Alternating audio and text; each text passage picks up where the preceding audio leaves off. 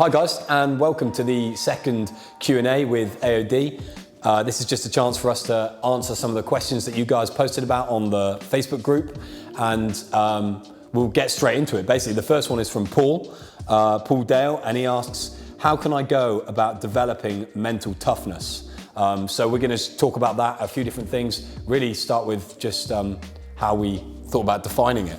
Yeah, so me and Mike spoke about what our own definition of mental toughness, and what we sort of come up with was this ability to perform at your best, no matter what the circumstances are. So if something's not going well, you can still really be consistent in your performance and actually perform at your peak. Yeah, it's you have to define something first before you want to start developing it. So what we want to look at now is to start thinking about this idea of controllables and uncontrollables. So things in your life, because mental toughness doesn't just apply to training. No, not at all. You can apply it to your life. So we're going to start talking about things within your control and things outside of your control, recognizing what they're going to be, and then making sure that you kind of let go of the things you can't control, and really dial in the things that you can control. So an example of that would... Well, if you do an example of in training, because at the end of the day, this is the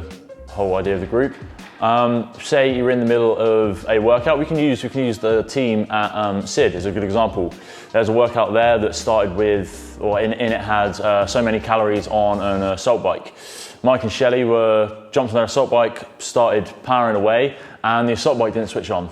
Now in that situation, it's very easy to get really caught up, angry, annoyed, frustrated, and let it affect the rest of the workout, start shouting. But instead, in that situation, what Mike and Shelley did really well, just remain completely calm, asked their judge came over, they had a solution, and it was fixed. They didn't let that affect the rest of the workout or lead on to the rest of the weekend, which I think it'd be really, really easy to do in that situation. Yeah, and that actually brings us on nicely to this second sort of point, which is have a contingency plan. So it actually credits some of the judges in that situation. Someone had already told us that the assault bikes were jumping on calories. And so essentially we had planned for the fact that the assault bike might not come on and might not work properly. And so what you need to do is create plans for the unexpected or the not so unexpected. So thinking about if you're using different barbells or shorter barbells in a competition and you haven't trained with it before, you need to think about how it's going to affect you and then not let it rock you when it comes up. So create a contingency plan would definitely be a part of developing mental toughness. Yeah, 100%. So like I said, examples there. Say if you've got your first competition coming up, maybe it's a small box competition, you only ever train on your own in an open gym scenario, you've never had crowds watching you, you've never had a judge, no repping you, nothing like that. This is a perfect time to ask some friends to sit in with you, watch you do a workout, have one of them judge you, have one of them no rep you, so that when you're in that actual situation and these things maybe do happen that could very easily throw you off, you're prepared for it and you've experienced it before. So I think that's a really good way to try and develop that mental toughness, is put yourself in situations that actually force you to be mentally tough and prepare. Yeah, that's going to be probably the final point. In the next thing you need to remember is that the only time you're truly going to be able to be mentally tough is when you're truly challenged, and that's the only time you're going to learn from it. So other than creating your contingency plan, what you want to start doing is kind of seeking out adversity a little bit. And I mean, this can come in all forms. We'll try and keep it to training for now. But in life as well, it's going to be a lot of ups and downs. And so the only time really that you can learn from these experiences when you're finding something really, really tough. So the one thing I'd like to touch on before we move on maybe is the difference between mental and physical toughness, because a lot of people, we were talking about this earlier, weren't we? A lot of people who think, I just went so hard in this workout, I'm throwing up on the floor or whatever, that isn't necessarily a sign of mental toughness, being able to do that.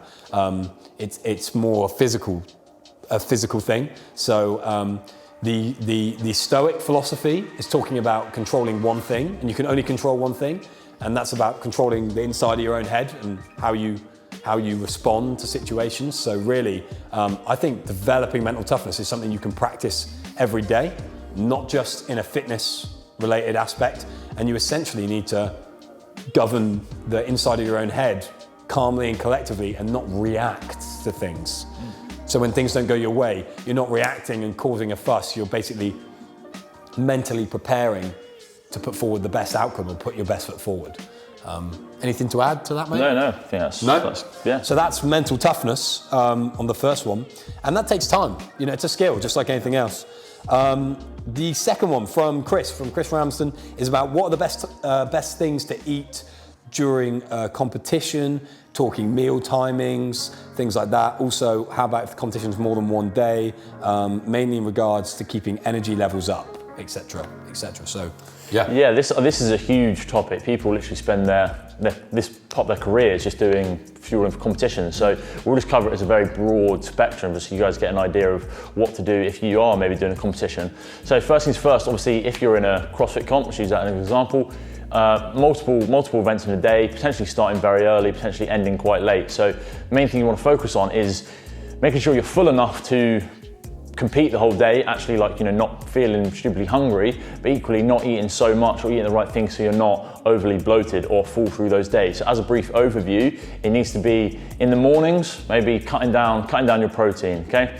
Eating slightly less fiber than you're used to in the day and having more high glycemic carbohydrates to fuel yourself for workouts, not things that sit and digest in your stomach, take a long time. And you need to make up for those calories lost in the evening once the competition's over. So it's really just trying to time it around specific events and knowing what works for your body as well. Yeah, that's great. That's a great overview. I'll delve just into a little more detail about some of the points that Adzi mentioned. So you'll notice Adzi said less protein in the morning, and essentially he's totally right, because protein actually has a larger thermogenic effect. So when you eat protein, it takes more energy to digest it. It also takes, and for that reason, essentially, you don't want to have loads and loads of protein, especially if you're working out in the morning, because you're going to be using energy to digest it, and it can sit fairly heavy in your stomach.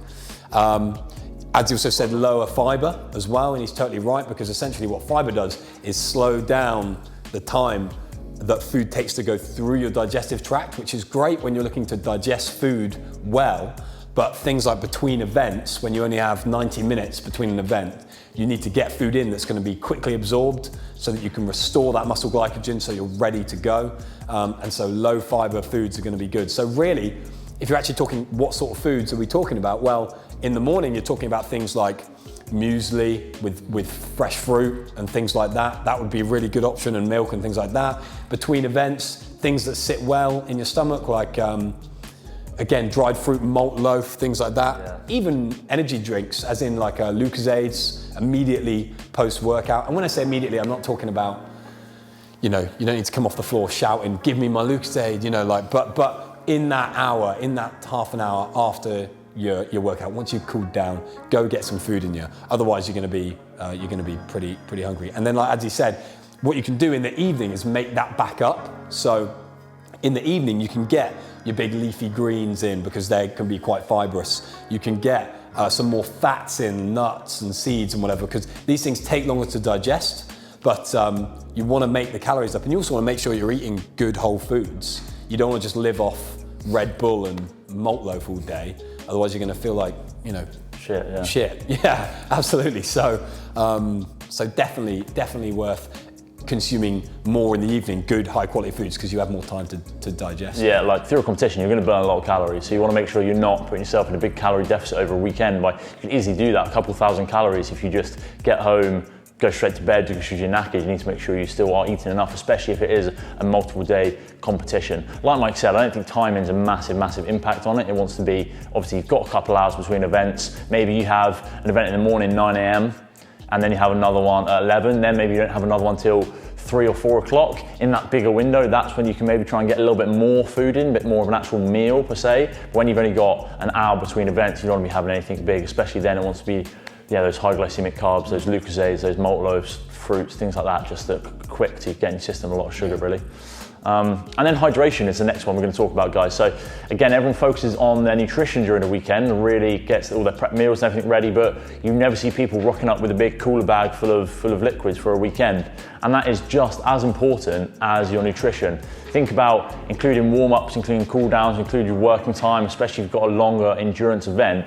you're working for a lot of time during those days. You're burning, you're perspiring a lot, sweating a lot. You want to make sure that those events, you're not just drinking water, but you're getting in your electrolytes, you're replenishing your salts, really trying to top up those vitamins and minerals, because that's something that's very often overlooked and can really make quite a big difference over the course of a weekend. Definitely. So, Definitely. yeah, hydration is definitely something you should focus on just as much as nutrition. Yeah, and then the final thing is don't change too much if you can. So if you have never eaten chili con carne before or something, don't have that 3 times in the day between all your events. Like it wouldn't even be a good example because that's like quite a lot of protein, but you know what I'm trying to say is that don't change too much, don't try new foods, throw in a bunch of jalapenos or something between workouts. Like try and stick to stuff you know sits in your stomach well. For that reason, it's going to be fairly plain, simple foods.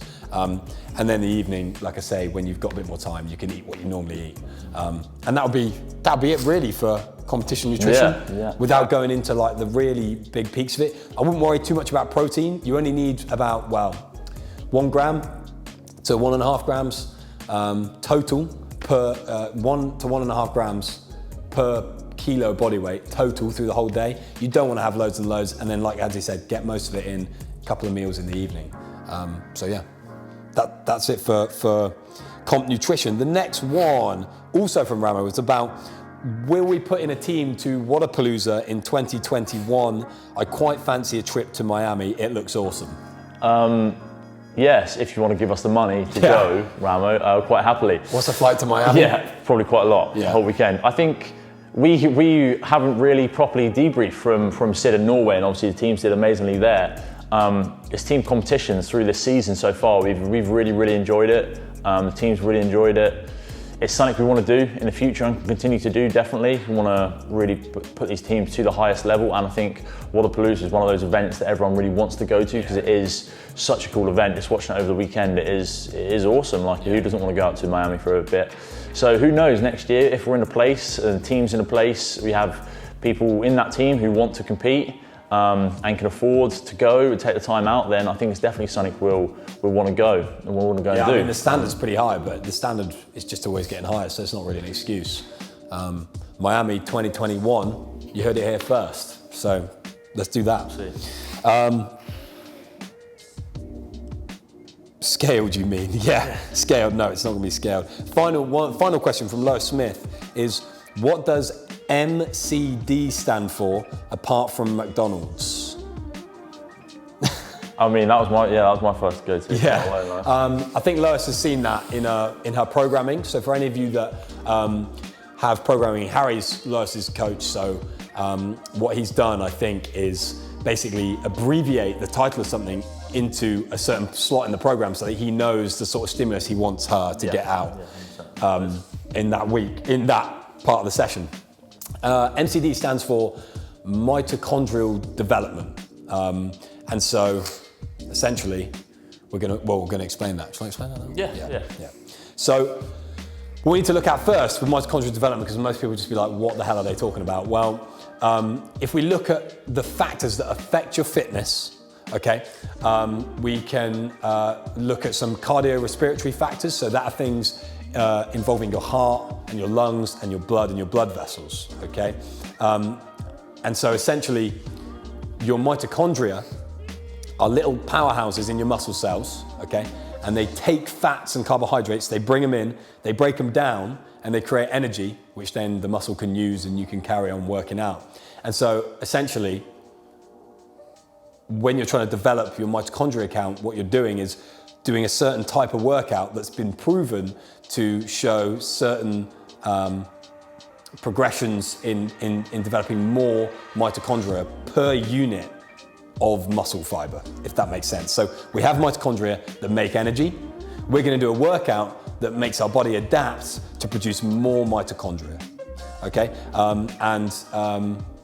Well, what sort of examples are we looking at? Yeah, so a lot of this stuff is in our Air the Athlete program, for example, in the Atlas tracks, the engine track, but it's not specifically written as mitochondrial density. It's just a workout you might see, typically interval based. So it's going to be high intensity stuff with large periods of rest, okay? So think that 10 to 30 second range of real all out work. Assault bike sprints are an obvious one to do. Say 30 seconds on, max effort assault bike sprint, 3-minute rest, something like that, okay? It's pushing your body to really, really pump as much blood around your body as it can in a short amount of time, and then you get a long period off to try and recover, get your heart rate back down again, and repeat for a number of intervals. And some of these high intensity intervals have been shown to develop mitochondria better than long endurance-based workouts like running for an hour at a steady state. And that's why we're putting them in the program, because you've got 1,000,001 things you want to do in CrossFit.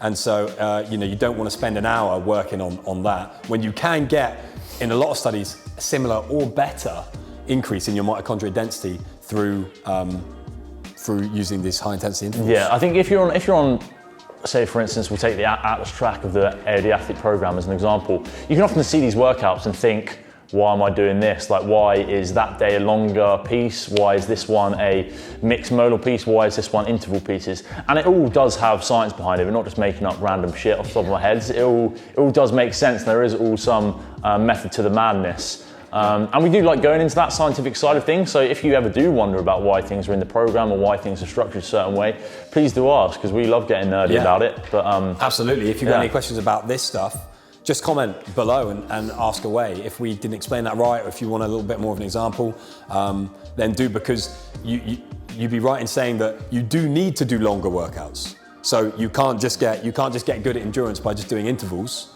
Otherwise, we just do intervals all day. So yeah, there's science, like Adi says, behind all this. So if you have any questions, please do feel free to ask. But that's all that we had. Yep. From the Q&A number 2 with AOD. So thanks very much for watching. And like I just said, any questions, drop in the comments, because the more sort of feedback that we give you guys, or the more useful you find it, the more of this stuff that we want to do. So thanks very much for watching. Cheers. And take care. Bye. Bye.